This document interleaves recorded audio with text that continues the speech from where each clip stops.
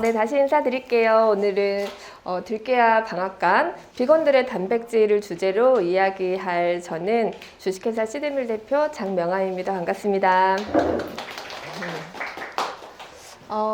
아직 이제 손님들이 더 오고 계시는 것 같아서 본격적으로 이야기에 들어가기 앞서서 저희 회사에 대해서 좀 소개를 하고 저희가 어떤 제품들을 어떤 가치를 가지고 좀 생산하고 있는지 이야기를 좀 해보도록 하겠습니다. 찬찬이 방앗간이라고 많이 알려져 있는데요. 저희 이제 주식회사 시드밀이라는 회사이고요. 현재 예비 사회적 기업입니다. 저희는 건강한 식탁, 안전한 육아, 행복한 공동체를 꿈꾸는 회사이고요. 찬찬이 방앗간이라는 브랜드를 운영하고 있습니다.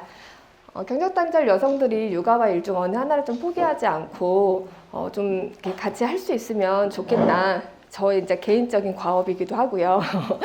그렇게 해서 이제 창업을 시작하게 되었고요. 네, 저희는 좋은 학착 참기름과 생들기름, 그리고 수제 그래놀라, 쌍화차 등등 여러 가지 제품을 생산을 하고 있습니다. 저희는 이제 경력단절 여성들이 대부분 경력단절을 하게 되는 이유가 이런 뭐랄까요, 좀 새로 일하기 센터라든지 이렇게 교육 프로그램들은 굉장히 많은데 결국 취업으로 이어지지 못하는 이유가 대개 9시에 출근을 해서 6시까지 일을 하게 되는 기본적인 사이클이 돌아가는데 아이들은 10시 정도의 어린이집을 가서 4시 정도면 집에 돌아오고 이게 또 초등학교를 가게 되면 9시까지 학교를 가는데 2, 3시면 집에 돌아오게 되는 거예요. 제가 창업을 시작할 때 이제 큰아이가 7살이었어요. 7살, 5살이어서 이제 내년에 초등학교 입학을 앞두고 있었는데 내가 이걸 지속 가능하게 이 아이들 내가 양육하면서 뭔가를 할 수 있을까라는 좀 고민이 들었고, 그래서 좋은 일자리라고 표현하지 않고 저는 늘 적절한 일자리라고 표현을 하거든요. 그래서 이 시기에 엄마들에게 9시부터 6시까지 일하는 일자리도 물론 중요하지만 10시부터 4시까지 아이들을 내 손으로 양육하면서 일할 수 있는 일자리도 좀 필요하겠다.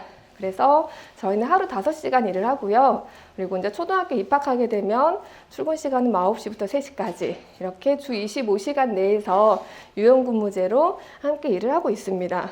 사실 제조업이잖아요. 네. 제조업을 이렇게 한다고 했을 때 다들 미쳤구나. 자고로 제조업이라 하면 그럼요. 24시간 기계가 돌아가야 그래서 그럼요. 이거 2부제로 해서 24시간 기계가 돌아가야 이게 마진이 맞는 건데 실제로 기계가 한번 돌아가게 되면 이 분해해서 청소하는 시간이 1시간이 넘게 걸려요. 그러면 실제로 또 일할 수 있는 시간이 한계가 있고 그래서 여전히 이제 하지만 어쨌든 우리가 이거를 해보자고 했던 처음의 이유가 있으니까 이 가치를 놓치지 않고 적절한 또 비즈니스 모델을 만들어 가려고 지속적인 노력을 하고 있습니다. 네.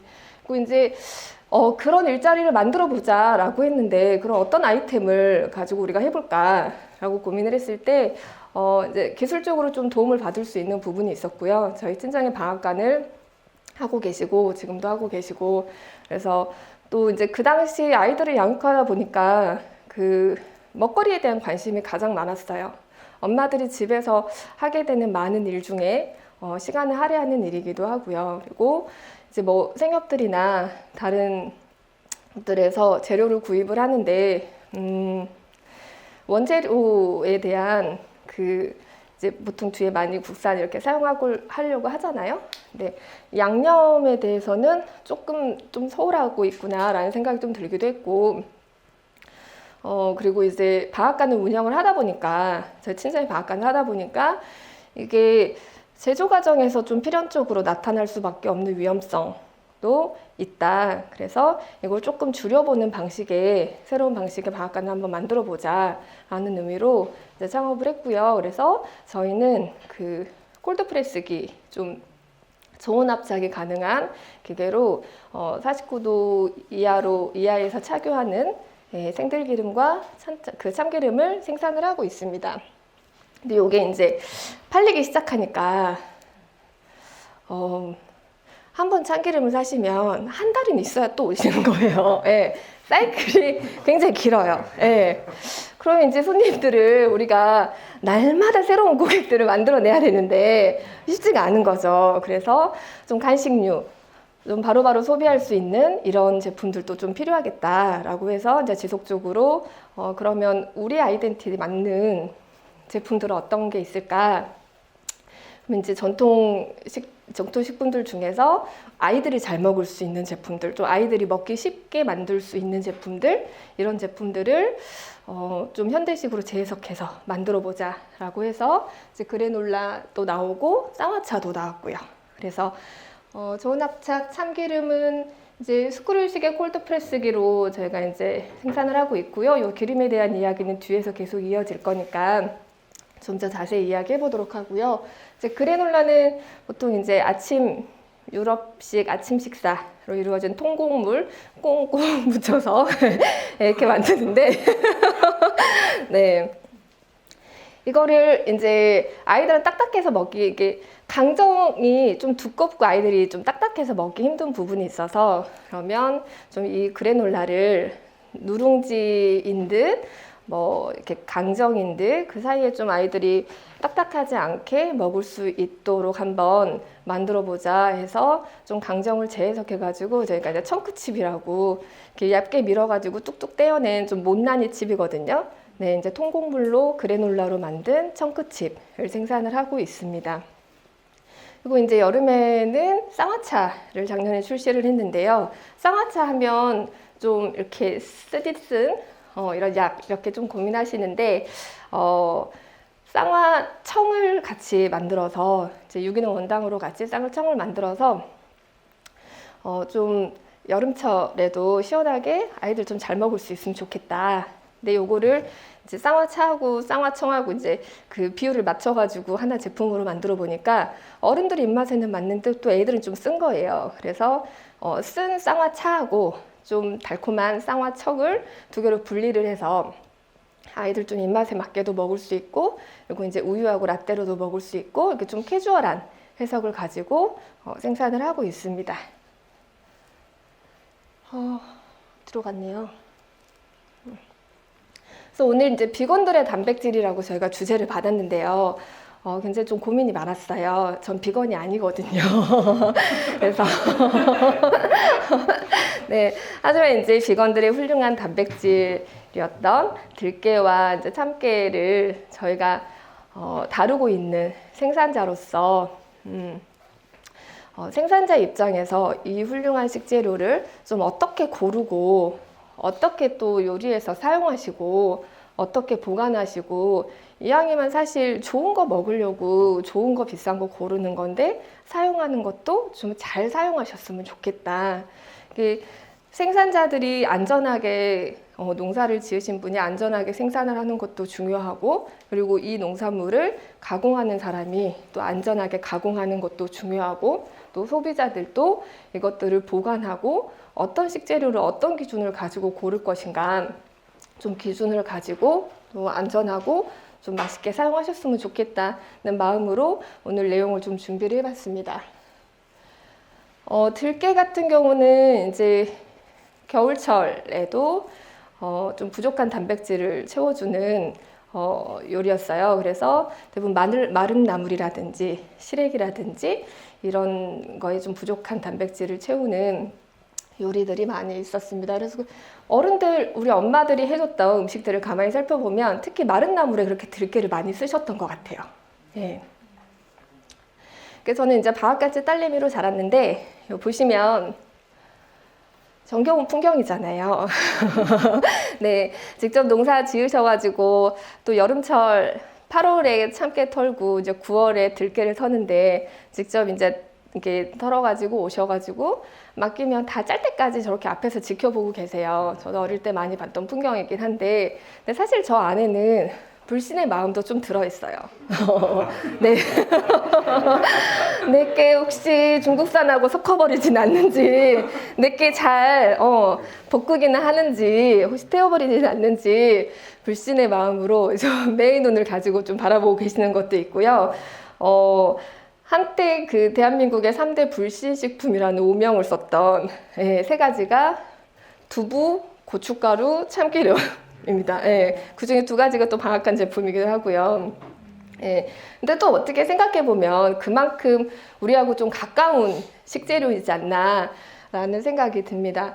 근데 사실은 요 중국산하고 바꿔버린다는 요 이제 이런 마음속에는 그 원재료에 대한 불신들이 있는 거잖아요. 근데 이제 실제로 제가 이제 방앗간에 운영을 해보면 그리고 이제 매년 뭔가 이런 뉴스나 나오는 것들을 보면 사실은 원재료의 문제보다 벤조피렌이라는 발암물질, 이게 워낙 고온에서 볶아서 고온에서 내리는 이 식재료이다 보니까 발암물질의 발생, 그 벤조피렌이라는 발생, 그리고 이제 산패에 관한 걱정, 사실 이게 좀 더 큰 문제이다라는 생각이 듭니다. 이제 어렸을 때는 항상 그냥 집에서 있던 해주시는 걸 먹었으니까 잘 몰랐어요. 근데 이제 아이들을 키우면서 이제 집에 참기름이 떨어져가지고 참기름을 사러 갔더니 이게 내가 먹었던 이 참기름이 맞나? 예, 조금 놀랬어요, 저도. 이제 그렇게 저도 이제 사 먹어본 적이 별로 없었던 거예요. 아가씨 때 요리를 집에서 했던 것도 아니었고, 그래서 봤더니 이제 엄마 이거 이상해, 맛이 전혀 아니야 그랬더니 이제 그러면서 공부를 좀 더 하게 되었는데, 보시면 기름에는 다 똑같이 참깨 들깨로 기름을 짜지 않습니다. 예. 첫 번째 사진을 보면 들향 기름이라고 되어 있죠. 요거는 10% 정도의 들기름이 들어가 있고, 나머지 콩기름이라든지 이제 다른 기름을 섞어서 그 들기름 향을 낸 기름, 그 참맛 기름, 뭐 참기름 향을 낸 기름. 이제 식당에서도 이런 것들이 좀 쓰여지기도 하고요. 근데 우리가 사실 알고 먹으면 괜찮잖아요. 근데 혹시 우리가 모르고 먹지는 않는지, 그리고 우리가 어떤 기준을 가지고 진짜 제품을 고르고 있는지 좀 그런 이야기를 좀 해볼게요. 두 번째 보시면 꼭 한 번 짠 고소한 참기름. 이 제목, 이 카피 문구를 보니까 혹시 어떤 생각이 드세요? 그렇죠. 꼭 한 번 짰다는 게 내 제품의 장점이잖아요. 그러면 여러 번 짠 제품도 있다는 거죠. 네. 그리고 세계 인류 고소한 참기름 밑에 보면 100% 통참깨만 사용합니다. 네. 그러면 반대로 생각해 보면 통참깨를 사용하지 않는 게 있구나. 나는 통참깨를 사용한 게 내 제품의 장점이구나. 그래서 보면 좀 이제 잘 안 보이기는 하는데, 정성으로 볶고 고소한 데 밑에 보면 이 참깨 분말이라고 써 있어요. 네. 통참깨로 짜는 게 아니고요. 이미 갈아진 참깨 분말이 있어요. 이 분말을 수입을 해와가지고 요거를 데워가지고 다시 한번 짜는 거죠. 네. 근데 이제 여기서 조금 고민을 해봐야 될 문제가, 일단 가루가 됐다는 거는 단면적이 넓어졌기 때문에 공기와 수분의 접촉이 훨씬 쉬워지고, 이것이 이제 또 너무 좋아가지고 비행기로 오지 않겠잖아요.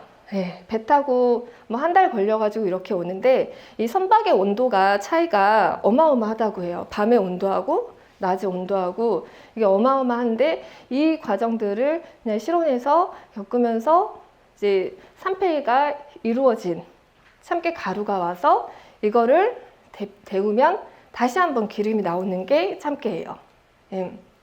그러면 향은 나는데 실제로 우리가 그 집에서 엄마들이 갈아줬던 그런 참기름하고는 맛의 차이가 당연히 있을 수밖에 없겠죠. 가격의 차이도 어마어마하고요. 통참깨 참기름 보면 여기는 한 번만 착유, 엄격한 품질 관리, 통참깨 100%라고 써 있습니다. 이왕이면 저런 걸 고르시면 좋겠어요. 예. 우리가 막 부어가지고 막 먹는 거 아니잖아요. 사실 마지막에 정말 향과 맛을 좀 느끼려고 이렇게 사용하는 기름 중에 하나인데, 이거 보시면 여기는 압착식 기름이라고 되어 있네요. 반대로 생각해 보면 압착식으로 짜지 않은 기름도 있다는 거죠. 예. 압착식이라고 하면 그 우리가 흔히 방앗간에서 보는 것처럼 그 이렇게 큰 동그란 이제 그 우리나라 전통 방식이 좀 압착식인데요. 그래서 유압식 기계라고 이야기를 해요. 그 저도 이제 이전에 예전 기계, 아주 조선시대 이전 기계는 보지 못했었는데 이전 강의를 통해 가지고 이제 기계를 봤었거든요. 근데 보니까 그때 그 기계의 어떤 원리하고 똑같더라고요. 그래서 이제 참깨를 배주머니 같은 데다가 이렇게 쌓아가지고 그거를 꽉 압착해서 기름과 이것들을 분리하는, 그래서 기름을 얻어내는 방식을 사용을 하는데, 압착식이 아니면 이 화학 제품을 이용해서 용매제를 이용해서 이거를 기름만 녹여내는 거예요. 네, 기름만 녹여내고 그 이후에 다시 그 화학 물질 제거하는. 근데 이제 잔류 물질에 대한 뭐 이런 연구도 계속 나오고 있고 그렇습니다. 근데 이것이 또 완전히 다 나쁘다 이렇게 말하기는 어렵고요. 왜냐하면 이제 그렇게 압착식으로 생산하는 방식하고 또 이 용매제를 사용해 가지고 하는 방식하고 발현점이 달라요. 그냥 걸러내는 것이 다르기 때문에 찌꺼기라고 표현하기는 좀 그렇고 섬유질 남아있는 것들도 걸러내는 이 작업이 다르기 때문에 또 용매제를 이용한 것은 발현점이 좀 높아서 튀김류나 이런 것들에 사용할 수 있다는 장점이 있죠. 네, 그래서 이런 좀 기름의 종류들을 좀 알고 우리가 요리에 사용하는 기름에 요리에 어떤 기름을 사용해야 되구나 이런 기준도 조금 있었으면 좋겠습니다. 자, 아까 얘기한 것처럼 이 유압식 기계인데요. 요거는 이제 조선시대 이전은 아니고 그 다음 기계인데 보면 요 위에가 쇠로 이렇게 되어 있어요. 그래서 이거를 이렇게 돌려가지고 그 가운데 배보자기에다가 이제 참깨랑 들깨 이런 걸 넣고 이걸 돌리면서 계속 압착하는 거죠. 그러면 이제 그 기름이 밑으로 빠지고 나머지 그 깻묵이라고 하는 게 남습니다. 자, 제가 오늘 강의를 준비를 하면서 좀 선물을 좀 준비했어요. 퀴즈를 좀 내보려고요. 네. 보통 이렇게 압착해가지고 네, 하면 몇 프로 정도 기름이 나올까요? 40%? 손 들고 말씀. 정답입니다. 네. 어제 한 번에 이렇게 맞추셨죠? 업다운 하려고 했는데 이렇게 한 번에 맞추실 줄 몰랐네요. 네, 평균적으로 40% 정도가 아직 남아 있습니다, 많이 여러분. 네. 40% 정도가 기름으로 생산이 되고 나머지는 깻묵인데 이 깻묵에도 사실 영양소가 많이 남아 있어요. 제가 아까 뭘 하나 넘겨버렸나 봐요. 앞으로 잠깐만 돌아가 볼게요. 제가 처음 그 비건들의 단백질 이야기하면서 이 부분 제가 아까 말씀 안 드리고 넘어갔죠. 네. 들깨에는 40% 정도의 지방이 있고요. 그리고 약 23g 정도, 100g 기준으로 23% 정도는 단백질로 이루어져 있습니다. 이거는 소고기 기준으로 봤을 때 소고기가 110g 기준에서 한 23g 정도의 단백질이 함유되어 있다고 해요. 그래서 이 육류에 비해서도 굉장히 뒤지지 않는 훌륭한 단백질원이다. 네, 이런 말씀을 좀 드리고 넘어가도록 하겠습니다. 네. 그리고 이제 오른쪽에 보이시는 게 우리나라 방앗간들에서 대부분 사용하는 이제 동네마다 있었던 방앗간들에서 대부분 사용하는 유압식 기계고요. 보시면 같은 원리예요. 그 가운데 동그란 통이 있죠. 그 통에 이제 깨를 넣고요. 그리고 이제 여기서부터는 이제 압력이 들어가는데 온도가 높아집니다. 네.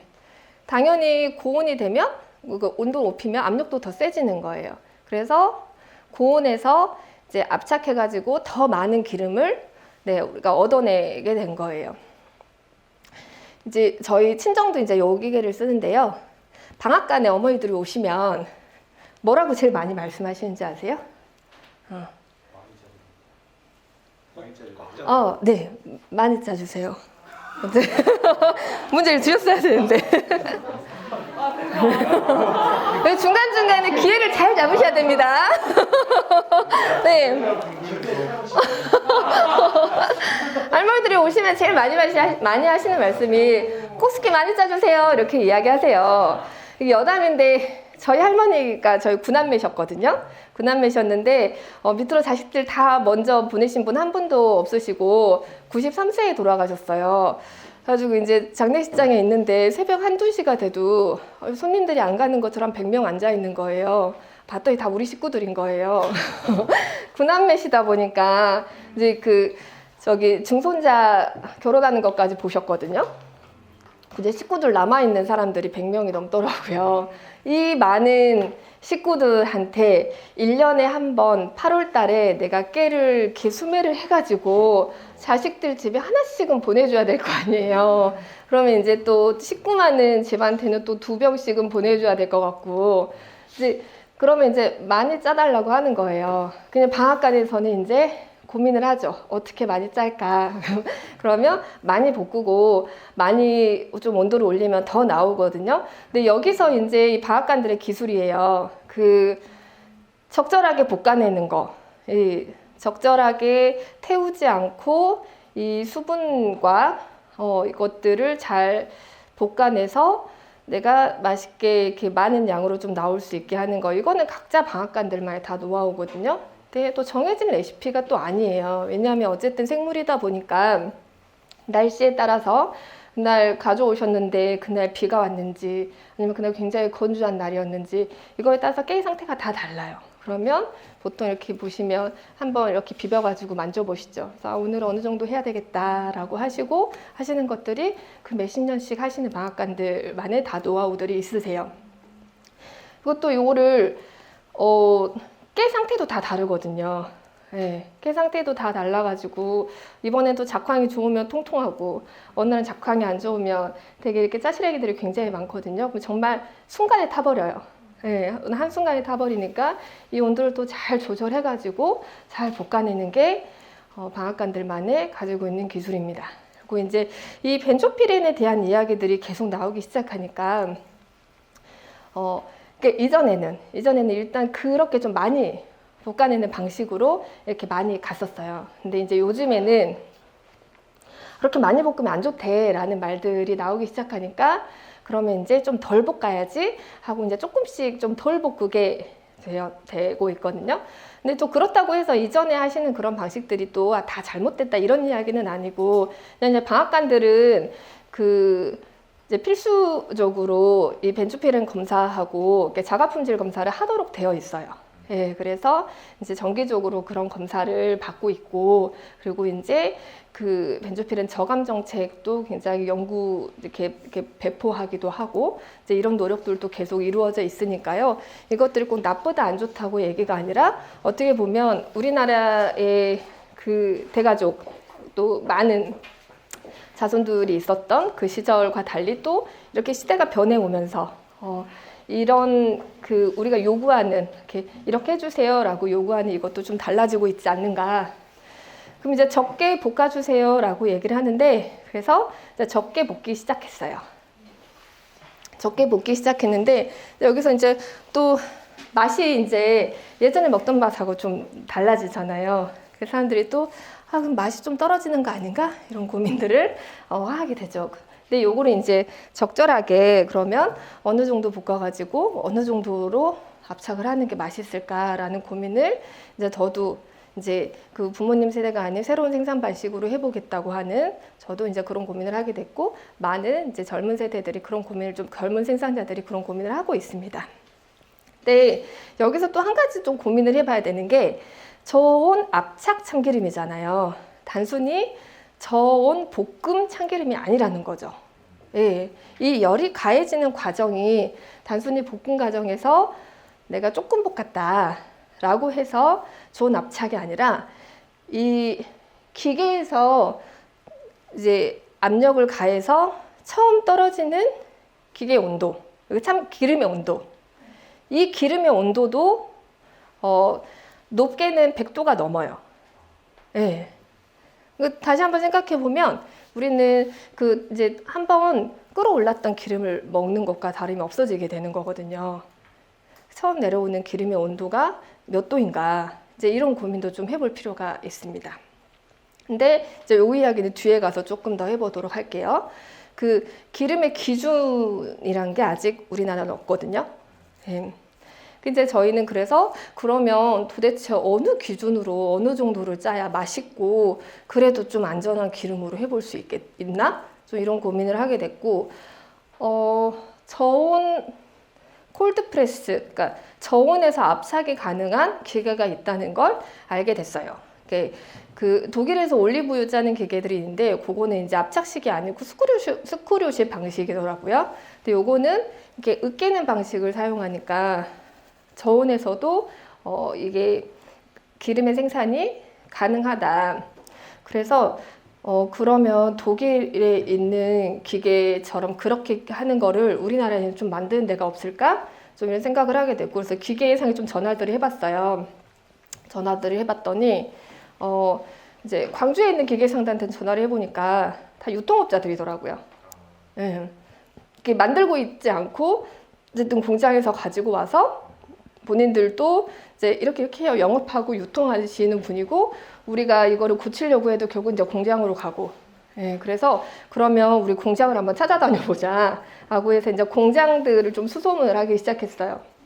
그래서 이제 실제 공장에 가서 어떤 원리로 하는지 가서 찾아보기도 하고, 오늘 일산에 콜드프레스를 만드시는 분이 있다고 하시더라고요. 그래서 이제 저 노란 봉지 보시죠?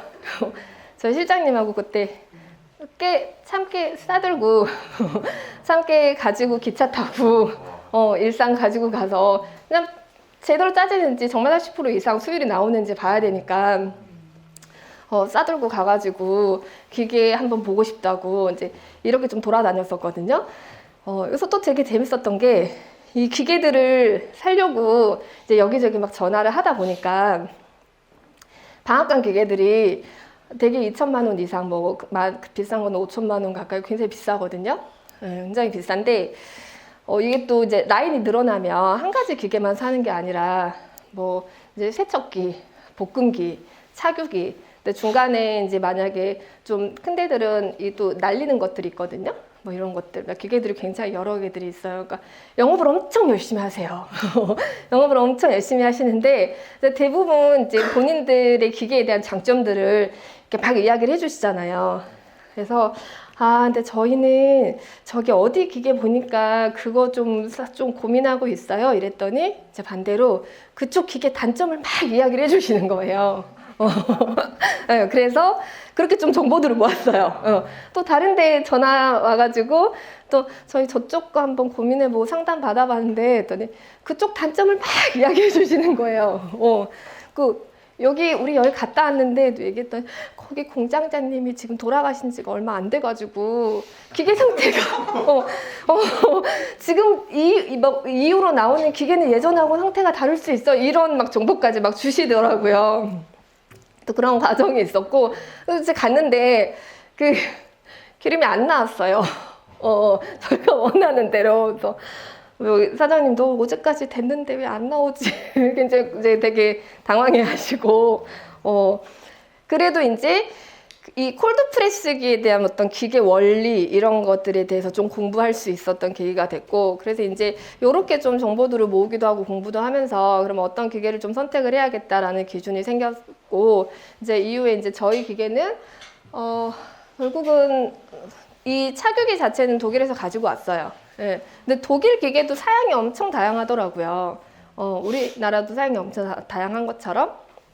그래서 기계, 이제 이 차규기 자체는 독일에서 가지고 왔고, 근데 이제 요거를, 또 우리는 그러니까 콜드프레스기라고 해가지고 공부해보지 않고 그냥 가지고 오면 생산자들도 엄청 당황하는 게, 보통 기계에다 차규기 사면 기계에다가 넣으면 기름이 나올 것 같죠? 안 나와요. 예. 왜냐면 아까 얘기한 것처럼 이 깨의 수분량을 얼만큼 할 것인지, 이 온도하고 이거를 어떻게 조율할 것인지에 따라서 안 나와요. 안 나오고 수율의 차이도 엄청납니다. 예. 깨 1kg 넣는데 1kg 넣는데 이게 안 나오는 거예요. 그리고 어떤 경우는 이 분리가 안 되고, 특히 이제 콜드프레스기 같은 경우는 으깨는 방식이기 때문에 이게 온도가 적절히 맞지 않으면 기름이 분리가 안 되고 그냥 깨죽처럼 나와요. 네, 깨죽처럼 기름이 떨어지는 곳에 막 솟아 올라 버리거든요. 그리고 생산이 된 기름도 우리가 생각하는 이 기름이 아니라 굉장히 탁한 뿌연 기름이 나와요. 왜냐하면 이제 계속 말씀드리는 것처럼 이거 으깨는 방식이다 보니까 우리 오렌지 주스 갈아 마시면 맑은 주스가 나오는 게 아니잖아요. 거기 이제 섬유질이 같이 있고, 그리고 이제 시간이 많이 지나면 그것들을 가라앉고 위에 것만 남게 되잖아요. 물론 이제 그것이 영양적으로 뭐 나쁘다 좋다 이런 이야기는 아닌데, 우리가 보통 이제 이거를 요리에 사용하는 방식들이 되게 맑은 기름을 사용해 왔으니까, 그럼 요 탁한 기름으로는 소비자들을 만나기가 어려운 거예요. 대중적으로 소비자들을 만나기가. 그래서 이 탁한 기름을 콜드프레스로 하면 기름이 탁하게 나오는데, 이 탁한 기름을 정제를 해야겠고, 정제 과정이 보통 한 10일 정도가 걸려요. 자연 정제를 하면. 이게 다 가라앉고 이제 2층이 분리가 되는데, 그러면 10일이면 공기하고 접촉이 얼마나 될 것이며 이제 이런 고민들을 또 하게 되는 거죠. 우리는 신선한 기름을 어떻게든 짜보려고 이제 고민을 했는데 또 이제 부딪히는 거예요. 그래서 또 이제 요것들을 수소문 끝에 이 정제기를 만드시는 곳을 또 이제 알게 됐어요. 네, 이제 원래는 거기가 볶음기를 하시던 곳이었는데, 이제 거기도 이제 이런 고민들이 있으니까 그 복 한번 정제기를 지금 개발을 하고 있는데 한번 같이 써보지 않겠냐. 이제 이렇게 되면서 그럼 정제기를 우리를 제일 처음 주면 좋겠다. 그래서 이제 저희가 그 정제기를 받아오게 됐고, 이 정제기는 이제 의료용 호스들로 다 연결을 해서 기름이 떨어지면 저 통으로 받아지거든요. 그 대표님이 이제 이 정제기를 이제 특허를 하고 계셔가지고 제가 전체 사진을 못 찍었어요. 보시면 그 옆에 뒤에 지금 호스가 있잖아요. 네. 밑으로 기름이 떨어지면 바로 호스로 연결을 해서, 이 의료용 호스로 연결을 해서 정제기로 들어가면 바로 10분 안에 정제가 됩니다. 네. 그리고 이제 또 그 중간에 그 의료용 필터지를 사용을 하거든요. 그럼 이제 필터지 갈아가지고 다시 또 정제하고, 이제 이런 그 정제기를 호스로 다 연결을 해서 바로 충진이 가능하게, 그러면 이제 착유한 즉시 정제를 하고 이거를 이렇게 그 병입할 수 있는 과정까지 이제 3개 기계를 그러면 한 기계로 조금 개조를 해가지고 한 기계로 세팅을 한 게 이제 저희가 원하는 레시피를 만드는 기계로 세팅을 하게 됐습니다. 그래서 이제 그 이후로 생산을 하고 있고요. 보시면 다 저희가 짠 거거든요. 색깔이 다 다르죠. 네. 오일도 로스팅과 압착 방식에 따라서 맛과 향이 또 색도 다 달라집니다. 네. 이제 가장 적절하게 맛있는 온도, 맛있는 압착을 찾으려고 거의 매일 온도 뭐 10도씩 바꿔가면서 뭐 로스팅 뭐 어느 정도씩 바꿔가면서 계속 실험을 했었어요. 네. 그리고 보시면 제일 연한 것부터 이렇게 쭉 진해지는데, 그 제일 온도가 적게 볶고 온도가 낮게 압착하는 것이 이제 색깔이 좀 옅고요. 계속 진해지고. 근데 혹시 집에서 먹는 참기름 색깔 생각해 보셨어요? 네, 무슨 색이시죠? 갈색. 갈색. 예, 일반적으로 갈색이고, 그런데 생깨는 무슨 색일까요? 자, 문제입니다. 생깨, 요거는 좀 쉬우니까. 네. 네, 흰색입니다.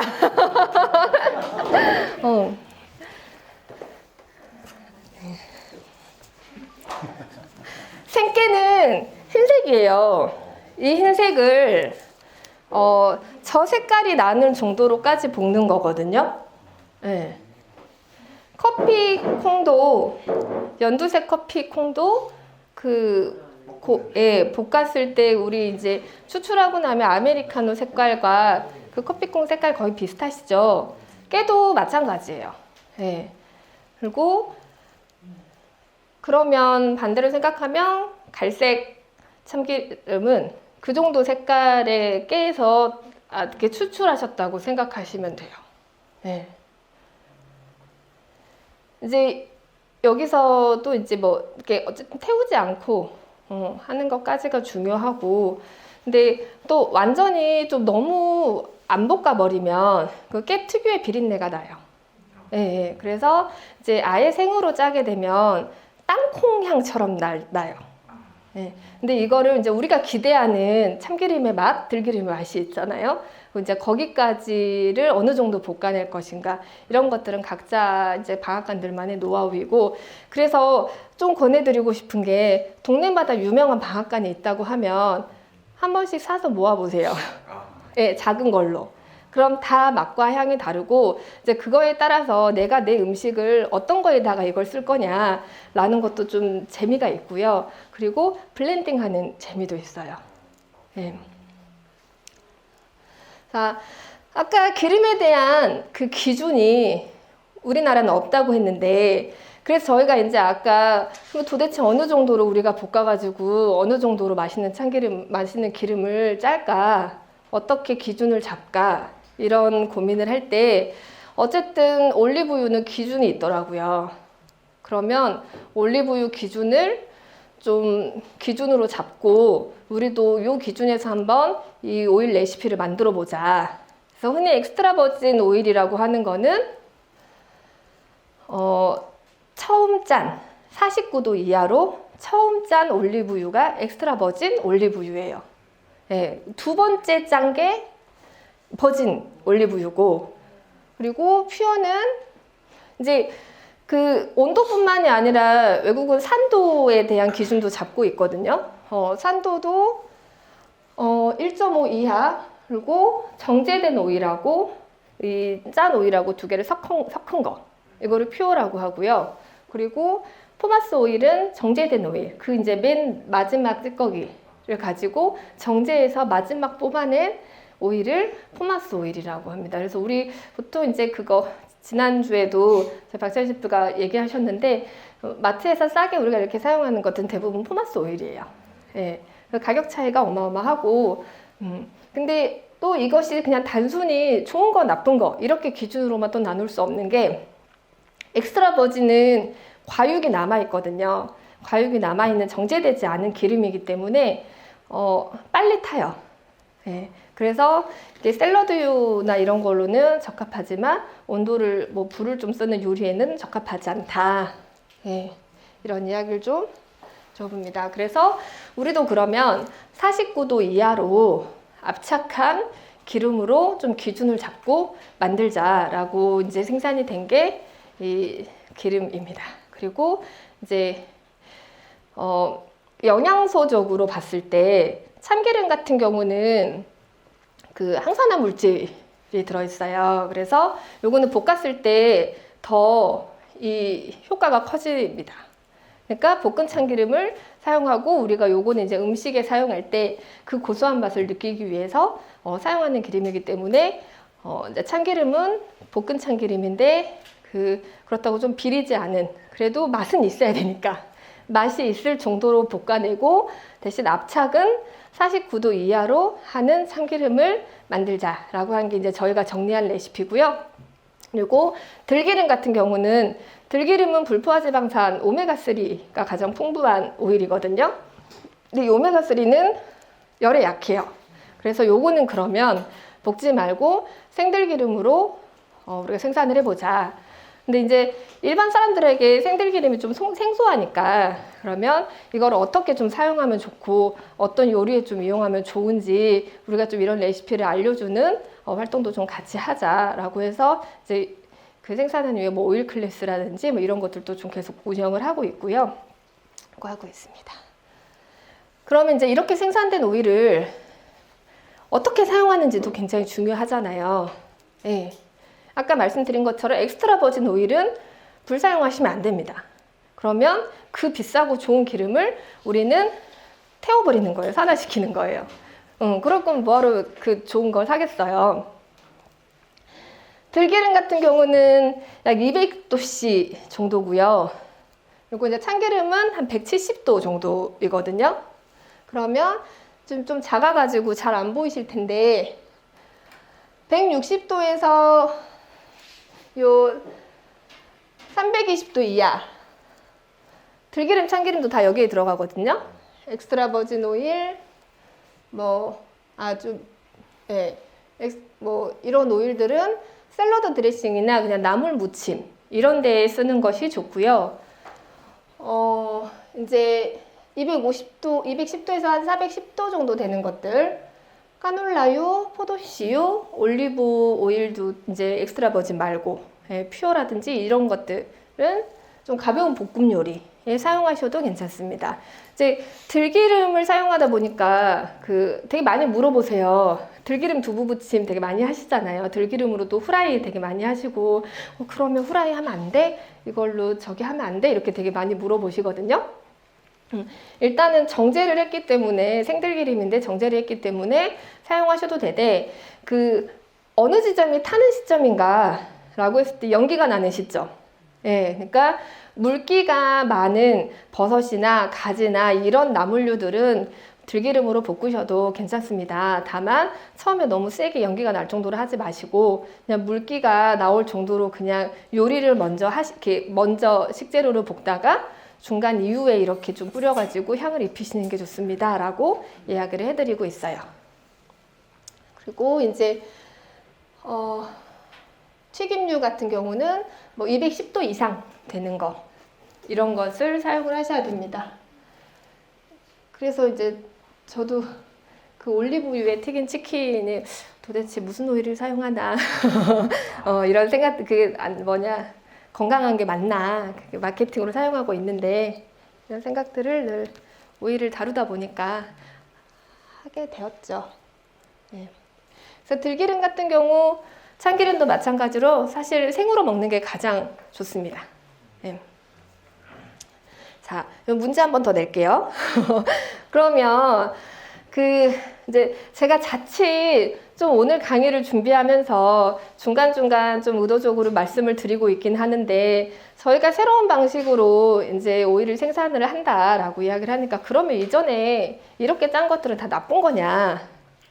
그렇지는 않아요. 그래서 그러면 좋은 기름, 나쁜 기름 얘기하는 건 뭐냐? 그리고 이제 요즘 얘기하는 좋은 기름, 아보카도유 제일 좋아, 몸에 좋아. 들기름 몸에 좋아. 그러니까 좋은 기름 먹어야 돼 라고 이야기를 하는데, 도대체 왜 좋은 기름이라고 하고 나쁜 기름이라고 하지? 라고 하는 거는 이 영양소의 균형에 있어요. 이 오메가3하고 오메가6. 참기름은 오메가6고요. 들기름은 오메가3예요. 참기름이 나쁜 건 아니잖아요. 근데 왜 들기름이 좋다고 얘기를 할까요? 아보카도유도 오메가3가 풍부하고요. 예. 둘 사이에 필요한 균형이 있는데, 오메가3 대 오메가6 몇 대 몇 정도가 우리 몸에 좀 필요로 할까요? 이건 어렵죠. 오메가3 1로 보고 한번 1대 몇?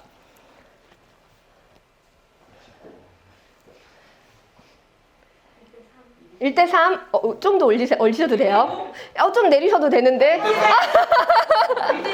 네, 1대 4입니다. 네. 감사합니다.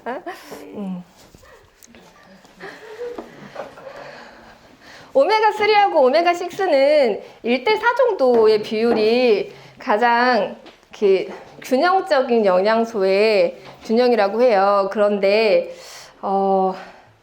우리 현대인들은 구석기 시대에는 1대1 정도였대요. 산업혁명 주변으로는 이제 1대 4 정도였고, 근데 지금 현대인이 섭취하는 오메가3하고 오메가6의 비율이 1대 100이 넘는데요. 예, 우리는 알게 모르게 6를 너무 많이 섭취하고 있는 거예요. 참기름도 마찬가지고, 그리고 우리가 콩기름, 식용유, 이렇게 볶음 요리, 튀김, 이렇게 나 기름 이렇게 막 들이붓지 않잖아요. 기름 막 이렇게 붓지 않는데, 많은 요리들에 이미 치킨. 제 친구가 치킨을 학교 다닐 때 너무 좋아해가지고, 너는 저기 전대 앞에 치킨 통닭거리 그쪽에 너는 위령제는 하나 세워야 된다고 맨날 그랬었거든요. 이 치킨, 이런 것들을 통해서 오메가6를 너무 많이 섭취하고 있는 거예요. 오메가3하고 오메가6는 서로 우리 몸에서 담당하고 있는 역할이 달라요. 오메가3는 혈행을 좋게 하고, 그래서 치매 예방이나 혈전, 그래서 제가 이번에 이제 코로나가 혈전으로 인한 이 심각성이 있다고 해서 그거를 어떻게 좀 마케팅에 활용을 해보려고 하는데 너무 위험해가지고 이야기하지 않고 있어요. 근데 이런 혈전, 뭐 혈행 건강, 이런 것들에 이제 오메가3가 필요로 하고요. 그래서 이제 또 주의해야 되는 게, 저 이제 환자분들도 되게 많이 오시거든요. 이제 안전한 기름, 이제 지방의 섭취가 되게 어려우시니까. 근데 그 암세포가 이 혈행을 타고 돌아다닌대요. 그래서 저기 식단 중이시면 괜찮은데, 혹시 지금 항암 치료 중이시거나 그러시면 생들기름은 안 드시면 좋겠어요. 이제 이렇게도 좀 얘기하고 하거든요.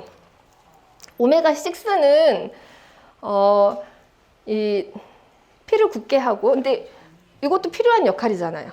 예, 그러지 않으면 저희가 상처가 났을 때 상처가 아물지 않고, 예, 이 지혈이 되지 않겠죠. 이제 서로 담당하는 역할이 다른데, 현대인들은 너무 과도하게 오메가6를 섭취하고 있다. 그래서 좀 의도적으로 오메가3를 좀 섭취할 필요가 있다.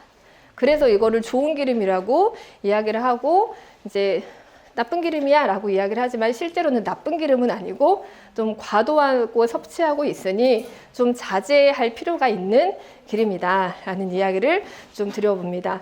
그 기름은 아시죠? 이게 물로 나가는 게 아니어가지고 기름을 융화시키는 거는 기름으로 융화시켜야 되거든요. 그래서 좀 아침에 생들기름 그냥 한 스푼씩 좀 생으로 드셔보시기를 추천을 드립니다. 참기름이 우리나라의 대표 기름인 거는 다들 이견이 없지만, 사실 참깨는 서남아시아에서 건너왔어요. 네, 서남아시아에서 실크로드를 타고 중국을 통해 가지고 우리나라에 들어온 품종이고요. 근데 이 들깨는 우리나라 자생식물이에요. 그래서 우리나라 어떤 이제 뭐 가구의 손질이라든지 생활 주변에서 전반적으로 사용했던 거는 사실은 들기름이 좀 더 우리하고 가까이 있었다. 네. 근데 이 들깨가 지금 보통 생각하시는 들깨는 무슨 색깔일까요? 들깨. 까만색이죠. 네. 이 까만색은 다유들깨라고 해서 기름이 많이 나오는 들깨예요. 예전에는 이제 저런 오른쪽에 보이시는 거는 흰들깨고요. 왼쪽은 우리가 흔히 볼 수 있는 들깨거든요.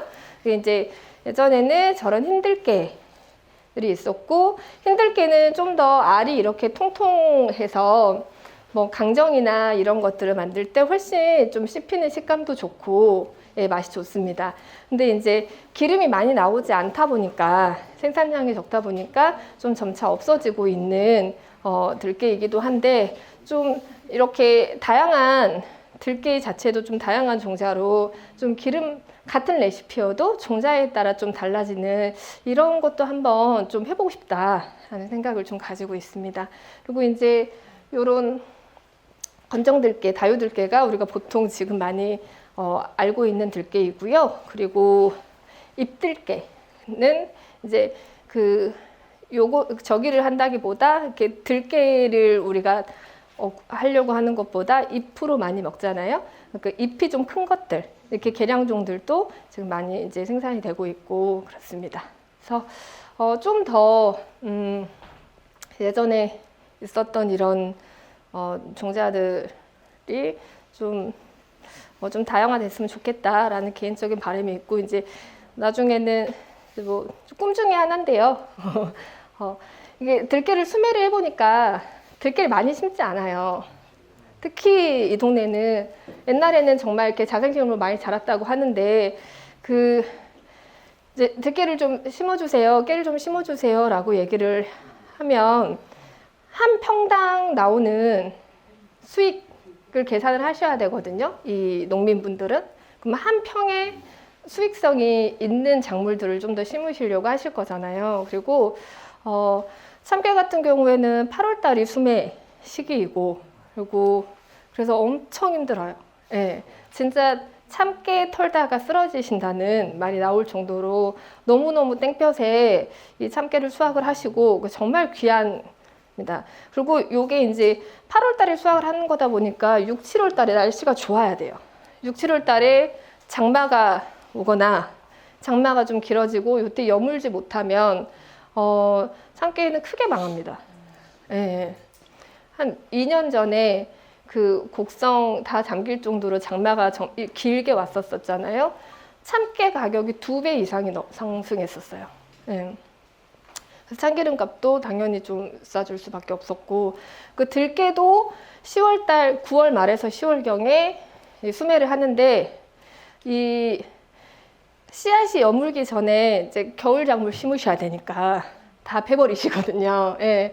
그래서 이제 요즘에는 참깨 들깨 같은 경우는 그냥 농사 지으시는데 그래도 이제 식구들 먹을 정도만 옆에 논두렁에, 옆에 그 두렁에다가 이렇게 둘러가지고 심으시는 정도로 많이 심으시고, 그래서 수매를 해보면 종자들이 섞여 있는 경우가 많아요.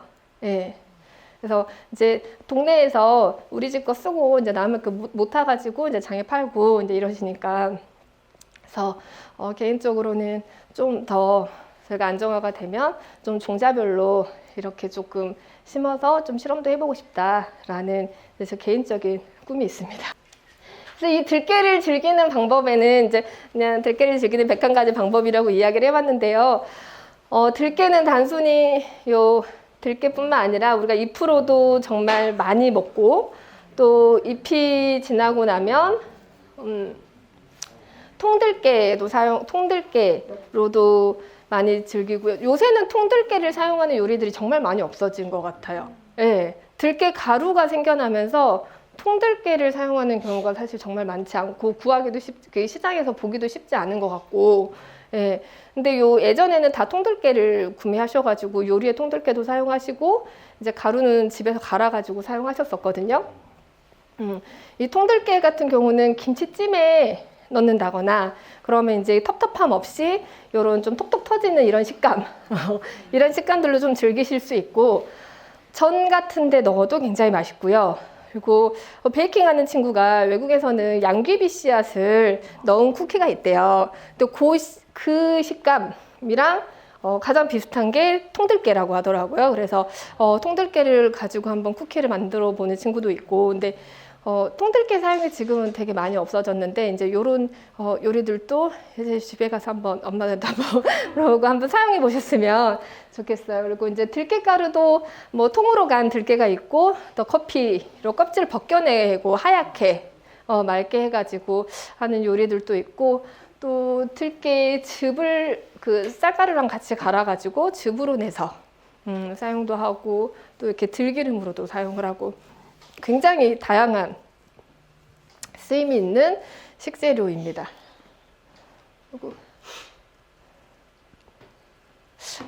빨리 끝내고 뒤풀이 하려고 했는데 6시 넘어버렸네요.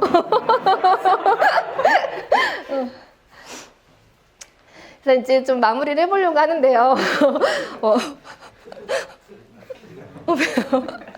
네, 이제 제가 방앗간을 이런 이야기를 이제 하다 보니까 좀 자주 주는 질문들이 있어서 앞에 이제 좀 내용의 흐름상 좀 끼워넣기가 어려워가지고 뒤로 좀 넣어봤어요. 많이 하시는 질문 중에 보관 어떻게 하나요? 이런 질문 되게 많이 하시거든요. 참기름은 실온 보관하시고요. 들기름은 냉장 보관하셔야 됩니다. 참기름은 항산화 물질이 있어서 스스로도 조금 늦추는 그 상태를 좀 늦출 수 있어요.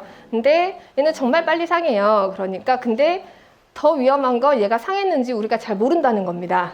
네, 그러니까 반드시 냉장 보관하시고요. 그리고 시골에서 어머니들이 페트병에 주셨다. 반드시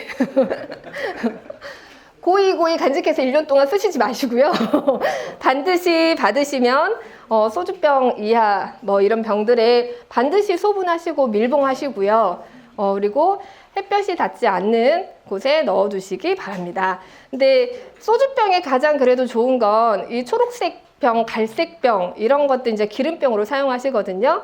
햇빛의 영향을 좀 받지 않으려고 그런 병을 사용하는 거고, 저희도 이제 병을 어떤 거를 사용을 해야 되나, 이제 상식적으로는 녹색병이나 검정색 병을 골라야 되지 않냐 되게 고민이 많았는데 이제 기름의 차이, 색깔의 차이나 이런 것들을 처음에 좀 보여줘야겠다라고 해서 저희는 이제 투명 병을 선택을 했고, 근데 실상 보관으로는 추천드리지는 않습니다. 근데 이제 저희는 그래서 용량을 줄였어요. 100ml, 200ml 가능한 한 달 안에 사용하실 수 있는, 소가족은 100ml 한 달 안에 사용하시고, 요거는 뭐 이제 좀 많은 좀 대가족들은 좀 어쨌든 한 달 안에 좀 소비하셨으면 좋겠다는 마음으로 좀 소용량으로 패키지를 선택을 하게 됐고요. 근데 집에서 보관하실 때는 가능하면 녹색병이나 갈색병에 하시고, 그게 없다라고 하시면 밀봉을 하시고, 제가 여러 가지 좀 써봤는데 그 알루미늄 호일을 겉에 감싸 놓고 찬장 안에 넣어 두시는 게 가장 좋은 것 같습니다. 예전에는 이 기름병을 소금 항아리 안에다가 박아 놨대요. 네, 이제 빛과 열이 들어가지 않으려고 소금 항아리 안에다가 박아두고 쓰셨다고 합니다. 중국산 기름은 왜 안 좋아요? 이렇게 물어보시는 분들도 많거든요. 안 좋다고는 얘기 안 하고요. 누가 저한테 1년 된 국산 기름 먹을래? 방금 짠 중국산 기름 먹을래? 나는 방금 짠 중국산 기름 먹을 거야. 예, 원산지, 단순히 원산지만의 문제는 아니다. 기름을 고르는 기준이. 그리고 중국산 통참기로 짰으면 나는 방금 짠 것이 더 좋다고 생각해. 예. 그러니까 산패와 이 산패율에 대한 고민, 네, 이런 것들 기준으로 고민을 하시고, 1년 남은 기름 어떻게 해야 되나요? 아깝게 생각하지 마시고 버리세요. 네. 산패된 기름은 그 담배에서 나오는 발암물질보다 1만 배 더 많은 폐암을 유발시키는 발암물질을 가지고 있습니다. 네. 그런데 가장 위험한 건 이게 산패가 됐는지 잘 모른다는 거죠. 네. 그래서 과감하게 버리시기를 일단은 권해드리고, 그래도 좀 버리기가 아깝다 그러면 저는 이제 샤워하기 전에 이렇게 각질 뭐 마사지용으로 사용한다거나 이런 용으로 좀 사용을 하고 있어요. 네. 자, 저는 오늘 내용을 여기까지 준비를 했고요. 저희는 건강한 먹거리를 만들고 좀 안전한 식탁을 고민하면서 여전히 그 저희가 처음 고민했던 어떤 그 경력단절 여성들과 함께 할 수 있는 미션, 이런 것들을 공동체를 좀 이뤄가면서 앞으로도 좀 다양한 그 시드밀이 씨앗 방앗간이거든요. 네, 그래서 단순히 참기름, 참깨, 들깨로 시작은 했지만 또 그 이후에 다른 곡물들의 이야기들을 좀 만들어 가보려고 합니다. 네, 여기까지 제가 준비한 이야기 마치도록 하고요. 장명화했습니다. 감사합니다.